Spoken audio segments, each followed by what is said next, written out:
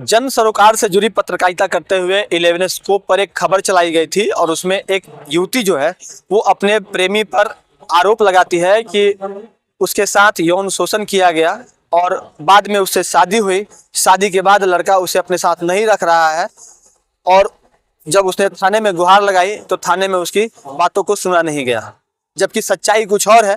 थोड़ी देर पहले धनसार थाना प्रभारी मनोहर करमाली से हमारी बात हुई है। उन्होंने स्पष्ट शब्दों में कहा है कि युवती का एफआईआर तुरंत रजिस्टर्ड कर लिया गया था और इतना ही नहीं, यूपी ने उस युवक पर दहेज प्रताड़ना का आरोप लगाया है। चूंकि अब शादी हो चुकी है तो वह कानूनन रूप से उसकी पत्नी बन चुकी है, तो उस परिस्थिति में उसके ऊपर दहेज प्रताड़ना का आरोप लगा है।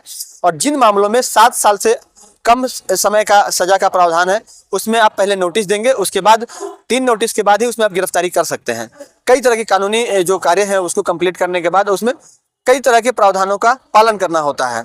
ऐसे में युवक को नोटिस भेजा गया है और पुलिस आगे की कार्रवाई कर रही है। साथ ही युवती ने एक और आरोप लगाया था कि थानेदार ने कहा है कि आप अपना सिंदूर पोंछ लो, चूड़ी तोड़ लो, जो कि सरासर गलत है।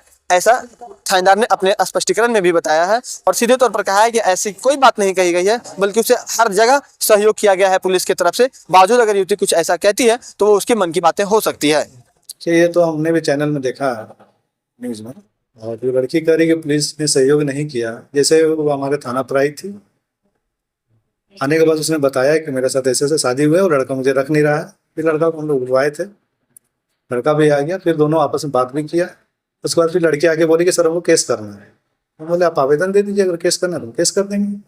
फिर उन्होंने आवेदन दिया जिसमें मैं दहेज प्रताड़ना का उन्होंने आरोप लगाया, जिस पर धनधार थाना कांड संख्या 113/26 दर्ज किया गया और अनुसंधान उसमें अभी की जा रही है।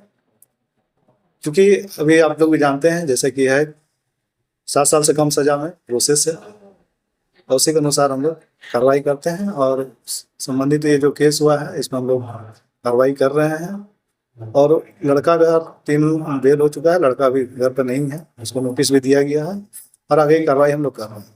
देखिए ये तो काफ़ी संगीन आरोप है और ये बेबुनियाद है और बेतार्किक है।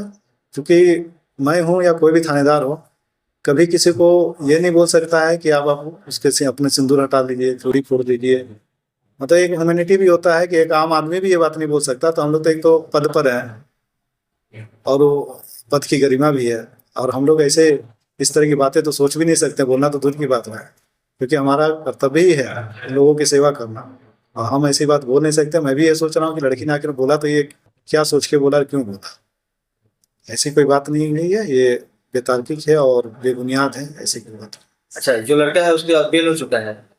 लड़का का बेल नहीं हुआ है, बाकी उसके घर वाले बेल दे चुके हैं।